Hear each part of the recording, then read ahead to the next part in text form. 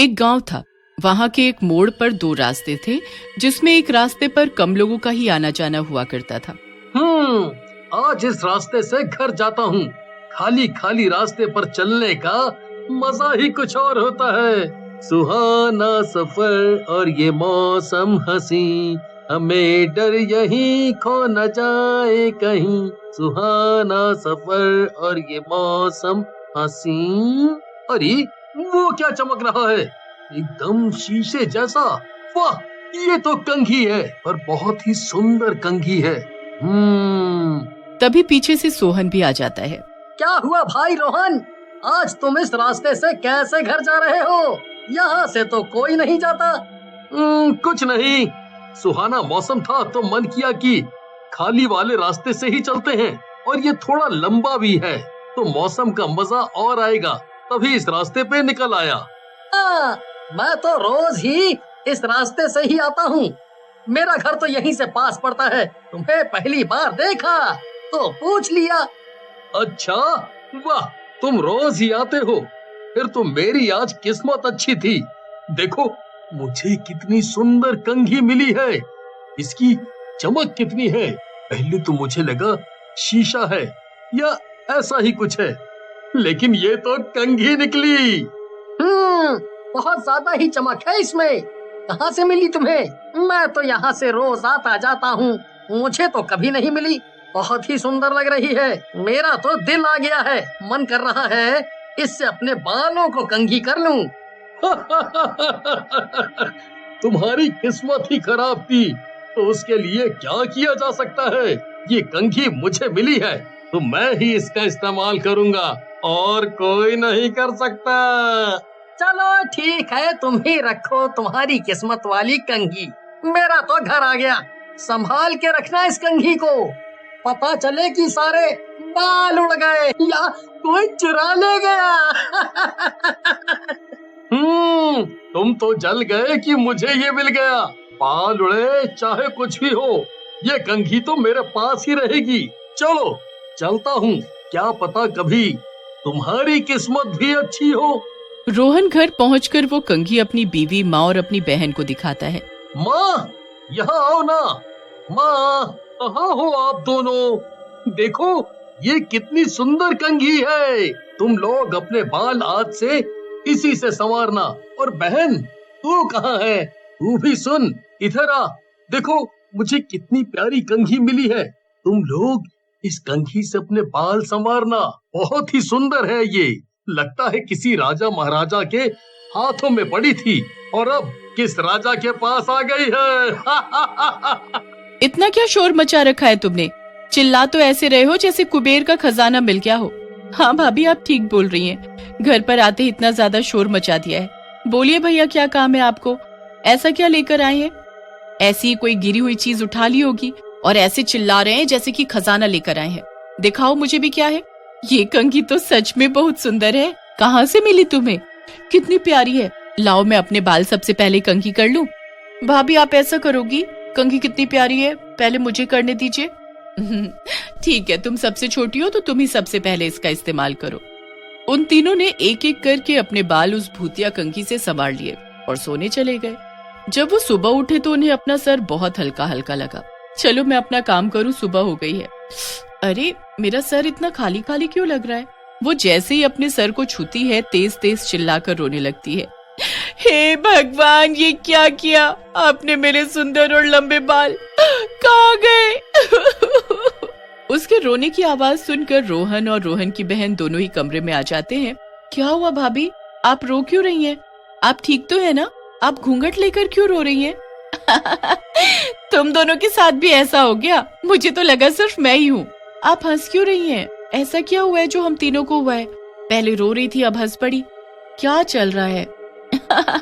आप दोनों एक दूसरे को तो देखो, आपको खुद ही पता चल जाएगा कि ऐसा क्या हुआ है। बीवी अपना घूंघट हटा देती है। उसको देखकर वो दोनों हंसने लगते हैं। ये क्या हाल बना लिया तुमने अपना? तुम टकली क्यों हो गई हो? अरे नहीं भैया, वही नहीं, हम दोनों भी टकले हो गए हैं। वो सामने आईने में तो देखिए। हे प्रभु, ये क्या हुआ मेरे साथ? हमारे सर पर से बाल कहाँ चले गए? मुझे तो लगता है वो कंघी ही कुछ गड़बड़ है। उससे हम तीनों ने कल रात में बाल झाड़े थे, सुबह हम तीनों के ही बाल गायब हो गए। तभी कंघी में से भूतिया आवाज आती है और उसमें से एक टकला भूत निकलकर उनके सामने आ जाता है। मैं एक कंघी ही नहीं, मैं तो एक आत्मा हूँ। तुम भूत बोल सकते हो मुझे। भूत बनकर मैंने इस कंघी पर कब्जा कर लिया है और जो भी इस कंघी का इस्तेमाल करेगा उसके साथ ऐसा ही होगा। इसीलिए अब तुम लोग पूरे गांव को एक एक करके इस कंघी से बाल झाड़ने को कहोगे। तुम कैसे भूत हो जो लोगों के बाल काट रहे हो? लोग कंघी से बाल को ठीक करते हैं, ना कि बाल खत्म करते हैं। अब तो मेरा कोई बॉयफ्रेंड भी नहीं बनेगा। भूतिया कंघी से तुम ऐसा क्यों कर रहे हो? तुम में किसका भूत है जिसको हमारे बाल लेकर खुशी मिल रही है? मेरी कहानी थोड़ा दुखदाई है। मेरे सिर पर एक भी बाल नहीं थे, मतलब मैं एक टकला आदमी था। एक दिन एक आदमी मुझे मिला। उसने मुझसे कहा कि अगर मैं ये कंघी खरीद लूं और रोज इसके कोनों पर तेल लगाकर अपने सिर पर फिरा दूं तो मेरे बाल आ जाएंगे। पर ऐसा कुछ नहीं हुआ, मैं टकला ही रह गया। क्या तुम्हारे बाल नहीं आए तो तुमने उसको क्यों नहीं मारा? बिना मतलब हमारे बाल क्यों हटा दिए? अरे मुझे पता चला कि वो आदमी फिर से शहर में बेचारे टकलों को कंघी बेच रहा है, तो मैं भी उसकी कंघी लेकर उसके पास जाने लगा कि मैं उसका पर्दाफाश कर दूंगा। पर रास्ते में मेरा एक्सीडेंट हो गया और मैं वहीं एक गड्ढे में जाकर गिर गया।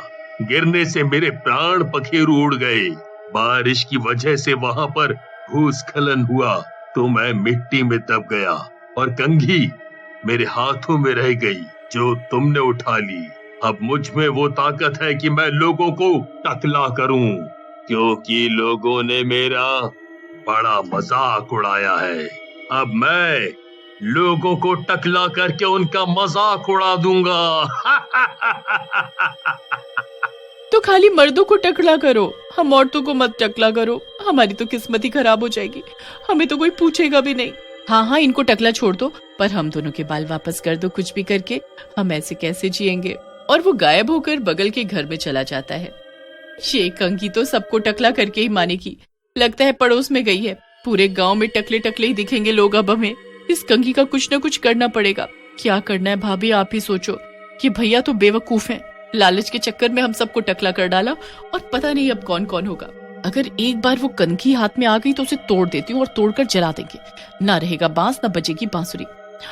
ये तो अच्छा आइडिया है भाभी, पर वो हमारे हाथ वापस नहीं आएगी। अब वो बाल वालों के पास ही जाएगी सिर्फ, और हमारे पास तो बाल भी नहीं है। बहुत सोचने पर रोहन की बीवी को एक सुझाव आता है। सुनो, मेरे पास एक तरकीब है जिससे वो भूत अपनी भूतिया कंघी लेकर मजबूर हो जाएगा मेरे पास आने को, और जब वो मेरे हाथ लगेगी तो मैं उसके टुकड़े टुकड़े कर दूंगी और तुम बस तैयार रहना उसे आग लगाने के लिए। इधर एक और घर इस मनहूसियत का शिकार बन जाता है। तुम्हें तो फिर भी आदत है मुंडन करवाने की। तुम्हारे खानदान में तो कोई ना कोई हर साल टपक ही जाता है और एक तरफ से सारे मर्द टकले हो जाते हैं। पर मेरा सोचो, मैं पार्लर जाकर बाल सेट करवाने वाली लड़की अब अपना टकला जम्बू लेकर कैसे जाऊंगी बाहर। इसी तरह भूतिया कंघी गांव के ज्यादातर लोगों को टकला कर चुकी होती है। ये रही नकली बालों की विक। अब मैं इसे लगाऊंगी और जाकर सुभाष के घर में घुस जाऊंगी तो उसे लगेगा कि मैं वहीं की औरत हूँ। वो लोग अभी गांव से बाहर गए हुए हैं और चाबी मुझे देकर गए हैं। वो मुझे पक्का टकला करने के लिए सुभाष के घर आएगी। फिर वो दोनों वैसा ही करती हैं। रोहन की बीवी शीशे के सामने बैठी हुई थी, तभी भूतिया कंघी उसके सामने आ जाती है। पकड़ लिया, अब तू गई। लोगों को टकला करने का बड़ा शौक है ना तुझे, अब मैं तुझे तोड़ देती हूँ। जैसे ही वो भूतिया कंघी को तोड़ती है उसमें तड़क करके आवाज आती है, नहीं, ऐसा मत करो। ले आइए आग लगाने का सामान, फूंक देते हैं इसको। बहुत परेशान किया है इसने। हाँ लीजिए भाभी, जला दीजिए इसको। और दोनों मिलकर टूटी हुई कंघी पर तेल डालकर उसको जला देती हैं, जिससे वो कंघी और वो भूत हमेशा के लिए खत्म हो जाता है।